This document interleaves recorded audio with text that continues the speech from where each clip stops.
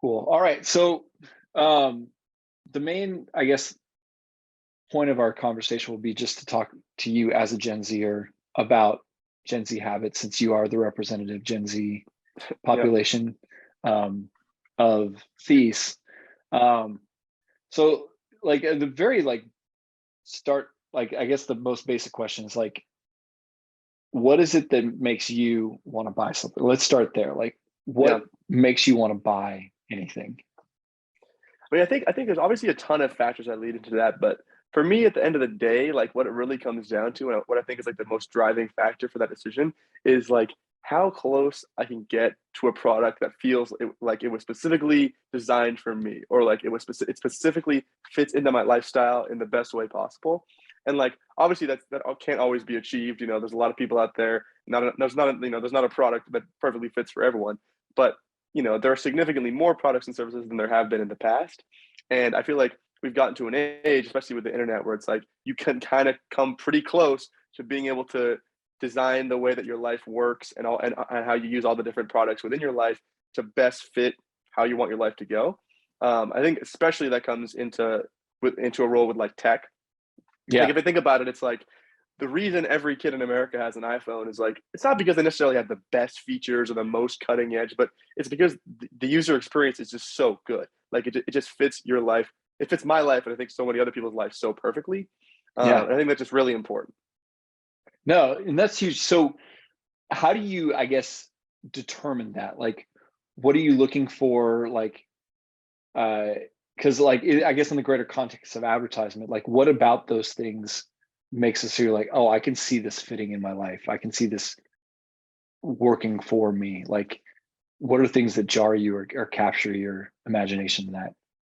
I definitely think it depends on what the product is. If it's something Yeah. that's like more of like a functional product, I think what I'm looking into is like first of all like just the quality and like the comfort but at the end of the day like everything is also reflects yourself as well. So there's that idea of like the product might almost no product that I can think of that I have in my life is purely practical. Like some part of that decision I made because I like the branding, or a lot of my friends are into it, or it has really good reviews online, or maybe it's really big on social media, and there's like a huge movement of like, oh, I love my Arc'teryx jacket, something like that, where it's Yeah. like Yeah. it's a Yeah. purchase that it's Like practical, but The also Stanley like water bottle or yeah, whatever. or Yeah. the Hydro Flask too. It's like it's Yeah. obviously Yeah. practical. It's a great product, but at the end of the day, the reason that every single student on a college campus has a Hydro Flask is because that logo means something, and it's something you can identify with, and it means like Yeah. cool and young and also quality.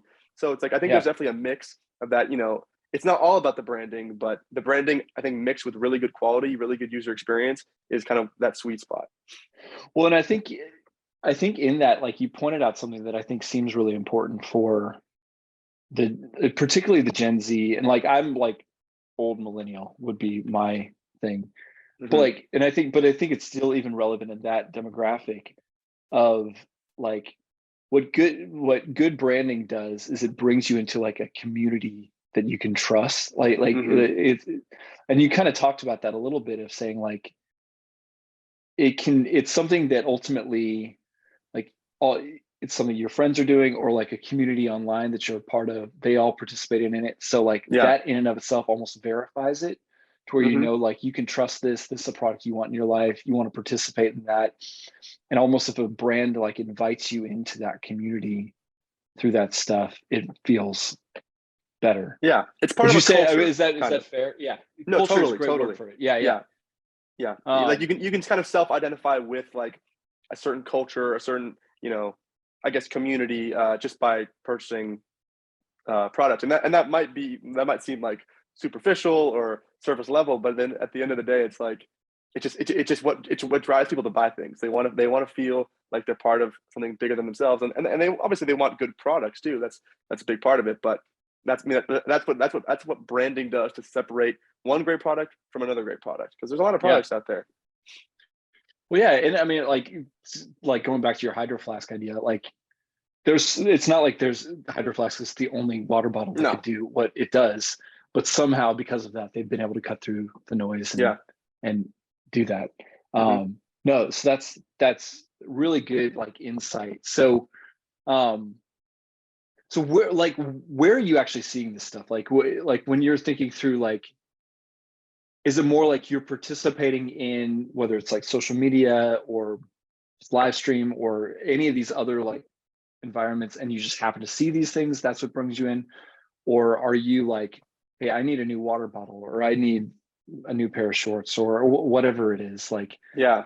like I guess what's the entrance to it? Is it more like you discovered this stuff just by participating in the communities, or you're looking for it and you go to those communities for those answers?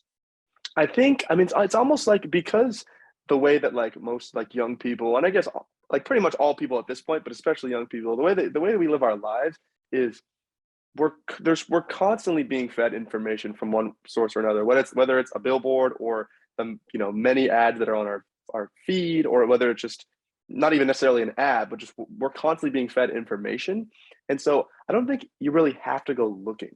It Mm, just it's basically what you're presented all this information, and you're constantly being fed it, and it's what you see from that information that really sticks with you. I think that's the most important thing. It's like maybe maybe I'll be advertised 10 products in a day, but there's one that was advertised in a specific way, or maybe someone that I think is cool or someone that I want to emulate is using that product, or like a lot of my friends have talked about that product. I think yeah. that's really what it is. It's not a question of like going to, I don't think you really need to look anymore. It's always right there in front of you. It's just a question of what like sticks.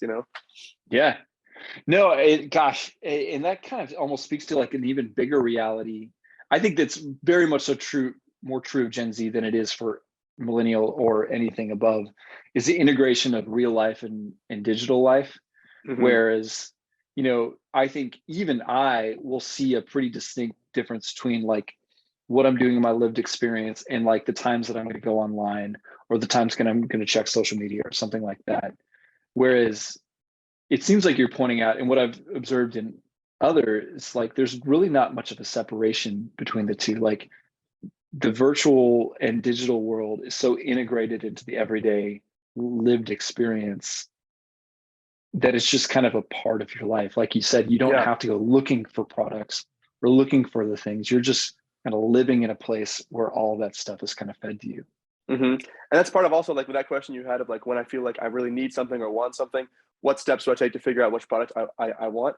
I almost want to say like, I almost every time I need something or want something, I already know. Like that's been it's been implanted in my mind. Like because we're just Yes. there's so much advertising, so much information. It's like, oh, I need a water bottle. This is where I go. I need a Yeah. jacket. Yeah. This is where I go. You know, Yeah. I want to buy some new clothes. Like these are the brands that I want. This is the look I'm going for. It's just there subconsciously already. Yeah. Yeah. Gosh, I mean, not to get like all sci-fi, but it's almost like, was it something you wanted, or was it something that was like incepted into your brain through all this Yeah. stuff, through Oh, that stuff, totally. which, you're like, maybe I actually didn't want a new water bottle, but I feel like I want it now. Yeah. But yeah, uh, no, I think that's such a great like point. And I think when you think about that, like, I guess one of the questions that I have, like, so the way, like, besides culture and kind of what's cool, like, are there any other factors that like make you distinguish between one product or another? Like, because like I'll notice, like, if I've looked up anything on my phone or something like that, in my feed, I will get like 10 different products Mm. all doing the same thing all of a sudden show up. Like, I'm looking for new gym shorts or whatever. Like every pair of men's gym shorts that could possibly exist show up in my feed. So like, what Hmm. is it that like makes you decide? Like what's the biggest decider, like influencing your purchasing decision at like point of sale? Well, I think a big factor in that, and part of the power of the internet, is like every single person who is on the internet, which is at this point is everyone, they have a voice and they have an opinion, and pretty much every time you're buying something, there's a way to have all those opinions kind of collected and sorted through, and you can kind of use the algorithms, whatever, to sort through. Okay, maybe there's 10 different gym shorts products that are available, but like 90% of people give this top one 5 stars, and then the rest are kind of a little bit less reviews. So I think Yeah. I think like what's really important is like you have like that collective there's always a collective opinion Yeah. that you can kind of take. If you don't know, I mean, there's odds are, you know, the millions of other people who have gone down this road. If 99% of them are going one way, you'll probably fall into that same category. Yeah. It's almost like the collective validation of a product that kind of Yeah. really matters to the long-term point of sale. Also, it's like it's already built into the way the search feature works. I mean, the top result a lot of the times is the one I'm going to is go going to with, be or the maybe one. and the one that Yeah. maybe the better product that's 10 pages down the line, I'm not even going to see it. Yeah. No, and I mean, and that's like, I mean, that's the kind of the flip side danger is that what's fed through to you by the algorithm isn't always going to be the best product. Yeah. But, you know, but yeah, like, no, but I think that's important, like in understanding like how kind of purchasing decisions are made at that level and through that point. So let's talk about like the idea of like what advertisements give you, as they say, the ick, or like what are things that like will almost turn you off from a product in how Yeah. it's presented in or service or whatever it is that you're looking for in like either virtual context or if you're in a streaming context or something like that. Yeah. Well, I think well, good. First of all, good job on keeping up with the lingo. The ick, Oh nice, yeah, nice. look, Um, I have to study it. You know, yeah. No, you got to keep it's up with like the it's a times. language. Yeah. But I think one of the biggest factors is definitely like authenticity, because Mhm. a lot of times, I don't know. I feel like because a lot of people in Gen Z have been exposed to and bombarded with just more advertisement and more information than any other generation by an exponential amount, I think. And I think because of that, we're able to kind of analyze and see through when we're being advertised to a little bit more than previous generations have been able to. Yeah, And I think part of that is, and part of what makes like a product appealing is when their advertising comes off as like authentic as opposed to just fake, or it looks like it was, you know, developed in a boardroom by a bunch of like really older people that are trying to market to Gen Z but don't really yeah. know. And like you can tell, like Oh, especially when it comes totally. to like movies and TV, like a lot of times I'll watch a movie and be like, oh, they made this for Gen Z, but this was not made by Gen Z. And that's Oh, with products too. oh my Um, gosh, such a good insight. Yeah, yeah, it's yeah, frustrating. And immediately, I think most of us can see through that and be like, yeah, of course this wasn't made by someone our age. We can tell, and that's a turnoff. Like, but yeah, if an advertisement comes out that's like maybe not even trying and just saying, here, we have a great product. We're not trying to seem hip and young. That's appealing because that's just authenticity. yeah, And on the other hand, if it's like authentically tapping into like youth culture, I guess that is more appealing as well. yeah.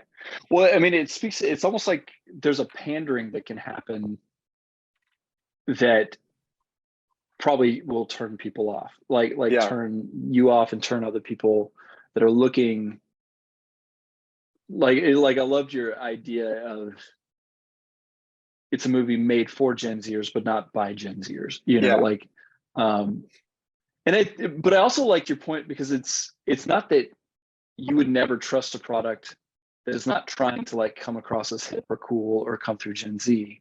It's just if that's the case, don't pretend like, yeah, yeah, you know, like be yourself, yeah, all that stuff. And I think that that's a valid, an important thing to remember is like, because I think there is this impulse that every brand somehow needs to come across as like as though it was invented by a Gen Z hmm person, and I don't think that that's true. I Like, agree. I don't think that's true. you know, or that like old people need to come across as young. Like we don't need to Yeah, pretend. Like old people are yeah. old people. Like, Pretending is bad. It doesn't work. yeah, Like there's yeah, no yeah, like just if every brand, every person could just like be themselves, be authentic, that's your best shot. Like if that yeah. doesn't work, there's nothing else you can do. It's not better to pretend to be something you're not, you know? No, totally. Um, Another thing I wanted to touch on with this topic is I think a lot of times brands try to tap into Gen Z because obviously Gen Z is like very politically motivated and very like it's a very activist generation. And I think a lot of times brands try to tap into that and it immediately comes off as inauthentic because at this point, Gen Z knows and most people know that like brands don't care. Like for the most part, brands, corporations, they don't care about these issues. Like there are some exceptions. yeah, But for the most part, it's like it doesn't work. It doesn't come across as yeah, authentic. yeah, It just comes across as virtue signaling, and I don't think people respond to it well. yeah. Well, no, gosh, I'm so glad you brought that up because that was something else like, I was going to ask you about that. Because on the one hand, like, I think that there, and correct me if I'm wrong, like, there is a big push where I think starting with like the millennial and then coming even more so in Gen Z, there is a desire for there to be kind of a value structure, like to buy products and services that fit within a larger values structure that do have like some significant, like a deeper meaning, deeper purpose, that are more like socially conscious, stuff like that. So on the one hand, like, I think that that's there, unless correct me if I'm wrong, but there's also like, there's a pandering that can happen to it, a virtue signaling that can happen to it, that almost makes it backfire for people. So Yeah. what would you say to that? Like, is that fair? Well, I think it's totally fair, and I think it comes kind of back to the idea of authenticity, where it's like, I think like young people definitely value when brands will take action to live up to like a moral code that people want to identify with. But at the same time, I think when brands take actions that don't do anything and are only intended to virtue signal, like let's say changing a profile pic, or adding a slogan or something like that. Yeah. It's like that doesn't do anything, and all it does is it feels like it's trying to capitalize on a movement that people actually have a lot of strong opinions on, and it feels kind of exploitative. Yeah. No, I mean, I, I very much so agree. And it's ironic because it just shows, I think, the difference between, and how keen Gen Z is in sniffing out inauthenticity and pandering and kind of that, like you said, that virtual signaling. I think because, you know, your generation is like very much so, they call it the I generation. Like I've heard it Mm-hmm. called the I generation, where like you grew up with iPhones and like all of this access that even like I was not, like, that's not how I grew up, even though like I'm very much so like digital native in some regards. Like, you don't remember a time in which iPhones weren't a thing and social media wasn't a thing and stuff like that. And so you have been advertised to in a way that no other generation before you has been advertised to. And I think because of that, like, you sniff it out. You know what it looks like, you know what it feels like, you know what it seems like for somebody to try to be convincing you to do something you don't really want to do, presenting themselves in a way that's not really true to who they are, or how they act. And so I think that that's one thing that brands, when trying to understand how to actually connect with Gen Z, they have to know, like, they're not dealing with a neutral audience. Like, this is a very savvy group, like, Mm-hmm. that just sniffs out bullshit like right away. Yeah, and Um, definitely also like not just capable of sniffing it out, but like looking to sniff it out to the point where it's like I think a lot of people in Gen Z are like a little bit cynical when it comes to advertising yeah, and like, and so I think that like we accept it's going to be part of our lives and all that stuff, but like we're looking for a reason not to go along with it, you know? yeah, no, and I think that like, and that cynicism is fair, and I think, like, I think it makes sense. You know, I think that there is a lot of inauthenticity that's out there. So like, there's a reason to be a bit cynical and distrustful of it at first, because yeah, you know, like, people can present themselves however they want online, but it doesn't always mean that it's an adequate representation of what they are, who they believe, all that stuff. And so I think you're right. Like, it's not just you can sniff it out, but you're wanting to sniff it out. You're wanting to prove it wrong before it can Yeah, do that. totally. And so with that, like, so what is it that ultimately, like, I know we've talked about it some, but like, makes you trust it? Like, and I'll ask more specifically, how how important are like influencers, or um maybe not influencers, but people maybe you follow, and groups you follow, or interest groups that you follow online, to validating and creating trust in products, like, for Yeah. you? I think for me and just like I think most of my peers, it's super important. Like whether it's influencers, whether it's like YouTubers, whether it's whatever form of media it is. I think like people that when people are identifying with a brand, like the and it a lot of times that comes from the fact that the people that they look up to, the people they're fans of, are taking part in that brand in some way or another. And I think especially it comes off a lot better when it doesn't feel like a paid promotion. Like Yeah. I like that can be effective too, I'm sure, but I think it feels good when it's kind of a two-way street in terms of like we're being advertised to, but we're also getting like content or entertainment, or our creator is one example Yeah. is like when a YouTuber will be like, this brand is paying for this video, and because of this deal, we're gonna make this video way better. So we're gonna have a 20-second ad for this brand. You can skip and fast forward it if you want. And then after that, because of this brand deal, we're going to give you like a really great piece of entertainment. And I think like people respond well to that because they feel Yeah. like Yeah. it's a two-way street. There's an exchange there. Yeah. Well, it's so earlier this week, we were in a conversation with a number of other people talking about like how different media is influencing Gen Z. And one of the things they talked about is the power of like showing, like how if either creators or organizations can actually show in what they do the actual value of the product, and it be like a genuine help, like you said, like, yeah, we're being sponsored by this video editing software or this brand or whatever, but we're doing it partly because what they did for us made this thing so much more awesome. Or like I think of like headphones or something like that. Like, hey, these headphones are like, I use them and I would use them even if I wasn't being sponsored by them because they're Yeah. really good headphones, stuff like that. Like, I think that there's a way of like, and it's particularly if it's somebody or a community or like an organization that you already trust and already feel like you have a relationship with, that's then saying that, like that cuts through so much of that like trust building that a brand has to do to get to that point where you're like, I'm ready to sign up for whatever it is or buy it or whatever. No, I think that's super helpful in understanding kind of what motivates that. So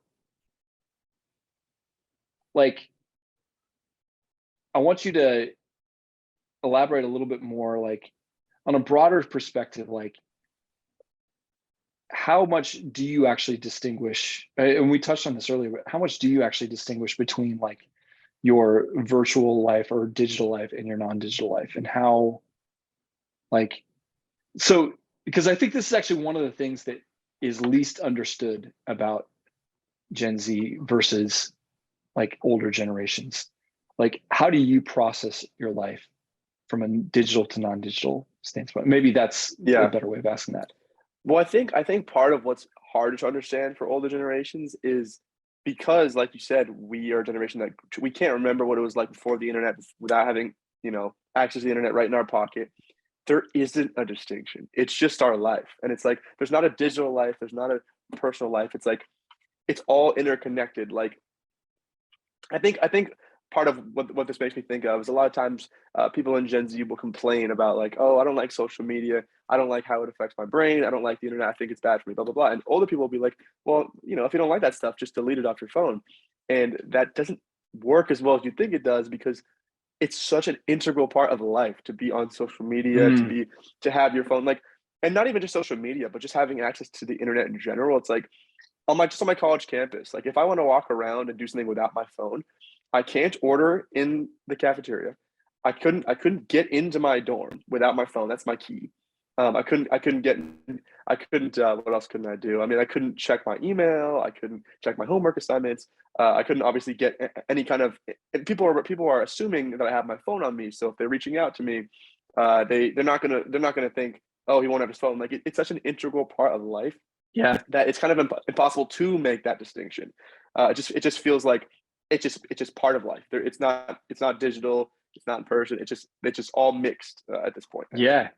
Gosh, that's such a good like picture of it. Like, because yeah, I hear that all the time. And I'm to a point like where I can separate myself from it and still be kind of fine for the most part. But totally, like it's not something you could just leave because so much is wrapped up into it. Yeah, And so much the way you everything guys is. communicate, like you wouldn't think like, hey, we're all going to meet at the coffee shop at this time. We all happen to be there. Like if you want to see people, if you want to hang out with people, if you want to communicate with people, you have to have access to these things. Totally. I mean, the odds that someone who wants to hang out with me is going to come knock on my door, 0%. Like, Yeah. Oh if someone yeah. wants to hang out with me, if I don't have my phone, that's not going to happen. I'm Yeah. not going to see Oh my them. gosh. Yeah. Oh, it's so funny. Yeah. So so what are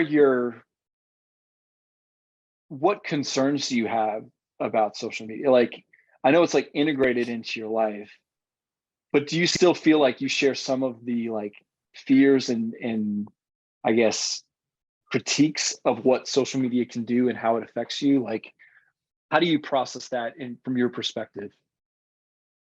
Well, I mean, I think it is really scary, just because I mean, what social media is essentially a bunch of corporations who are looking for something they can monetize, and what they decided the best thing they can monetize is our time, our attention, and they want to maximize the amount of our attention and time that they could possibly have, and that's scary. I mean, basically, where we're already at, especially people in my generation, is that for the most part, if we're not doing something, like, if we're not actively doing something, we're probably on our phone, on social media, doing something, and that's whatever time is there, that's being monetized. And then the question is the next stage where our time and attention is being monetized even when we are doing something.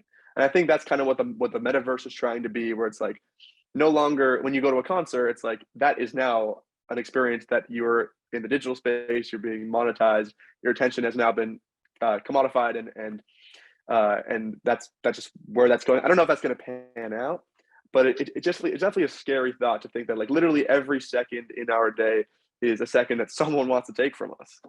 Yeah.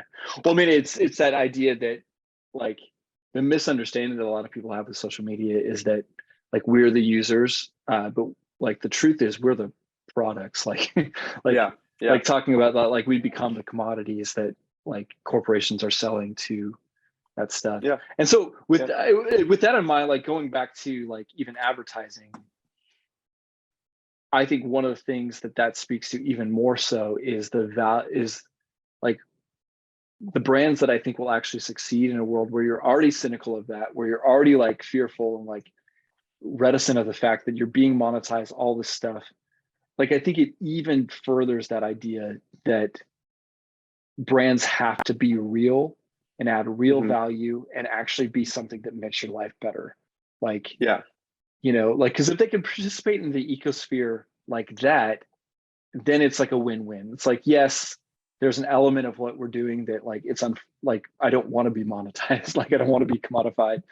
But at the hmm, very least that there's like there's a mutual benefit. We're like, yes, we are, but we're also because of this, we're getting exposed to things that can actually make our life better, and actually like bring us into something that can improve our life. And so I think the brands that will be able to do that and present themselves that way are always going to do better because at yeah, least there seems like a mutual like there's not an yeah. like I agree. there's um and it's the ones that are trying to capitalize on that reality with that understanding that it's kind of like it needs to be a quid pro quo almost like for you to want to participate in and be like that there has to be a legitimate like benefit that's Yeah, coming it's the other it's way. it's an exchange versus like exploitation, where it's like an Yeah. exchange feels like, okay, my hard-earned dollars or whatever, or my time is being given, but in return, I'm getting some great entertainment or I'm getting a great product. And then the exploitation is like, oh, this product or this company has now infected my life in a way that I can't really get out of, and I don't really have Yeah. much of a choice anymore. It's just kind of like this is what it is now, and that doesn't feel good. Yeah. Yeah. Yeah. No, yeah. I mean, and I think and what you see is a lot of people, like companies, putting a lot of money into things that don't work, mainly because they don't get that about, I think, Gen Z. They don't understand that there has to be a legitimate exchange. And I love that, I loved your idea between exchange versus exploitation. Like, if you feel exploited, like even if you can't like fully pinpoint exactly why at first, like you feel it, like you just feel in your gut, they're like, this is like, they're trying to take advantage of my attention, in this moment. And it totally, it just, it turns you off like from it all. So what is like in a bigger picture, like what is one thing you wish the larger other generations understood better about Gen Z? Like what's a misunderstanding? I know we've talked about some of them, but are there any others or any ones you want to like drill down on? Yeah. Well, one of the big ones I touched on was just the fact that like it's impossible to detach from the internet. Like I mean, I guess it's possible, but it's really really hard, and it's super limiting. Like for older people, like that's not really the reality of their lives. But for younger people, it's like it's socially limiting. It's like financially limiting. It just limits so many opportunities. I mean, the way you get an internship, it's online. The way you register for classes, online. The way you make a lot of friends, it's all online. And so that I think is a part. It's just like it's such an essential part of. It's kind of like it's kind of like taking away your legs. Like it's like you can't walk out the door anymore, and that just really limits you. And when you can't walk out the door of that digital, into that digital space, that's just a big part of life that is now inaccessible. So I think that's a big one. And I guess another one is maybe the idea. I don't know if it's definitely a big thing with millennials too, where like people would say like millennials like they don't know how to work hard. They don't know they don't know what it's like to struggle or anything like that. And I really don't think that's true.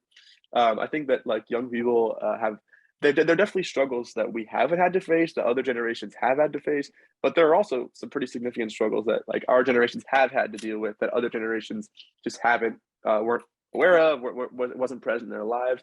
And so I think it's just a question of like, we're all, at the end of the day, we're all the same people. We were born at different times, and we react to our circumstances differently. And I feel like that's really important to remember when thinking about like, pitting one generation versus another, where it's like, if our generations were swapped, we'd be in the exact same place, just other way around, Yeah. So yeah. No, I mean, no, gosh, that's so huge. And I think that speaks to, for one, just like the constant like patronizing nature of how I think millennials, but especially Gen Zs, are talked about. Like, because you hear it all the time. Like they don't know how to work, they've never suffered, like they have everything handed to them. And like I've experienced that and I've seen that, and I also agree that that's just not true. Mm-hmm. Like we don't need to. First off, we don't need to be like winning the who suffered more battle. Like we don't need to have that argument. But what it does is I think like when a generation or a group or a brand, like going back to the advertising thing, is almost patronizing to a generation, there's no reason why that generation is going to trust what they have to say or care about what they have to say. Like, totally. If you belittle, you can't make fun of somebody and then expect them to like listen to your advice. Well, that's how you get okay boomer. I mean, like if you tell a generation that their opinion is invalid or because they haven't struggled, then you get something like okay boomer, where it's like everything an older person says is invalid. You can say okay boomer, I don't want to listen. Yeah, and I know a lot of boomers hated that, and like understandably so, because they felt like they were being diminished and their value wasn't being respected. But at the same time, it's like, well, it's a response. It's a backlash. Yeah, no, totally. It's a response because you weren't respected and like all that stuff. And I think it's unfortunate because I think that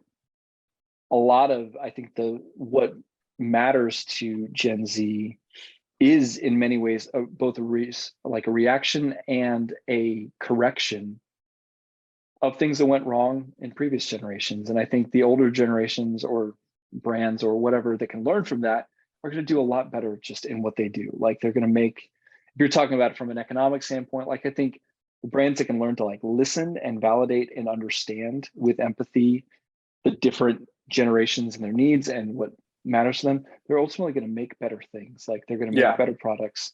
They're going to communicate what they do in a better, more cohesive way. And the ones that don't will become irrelevant. Like, Yeah.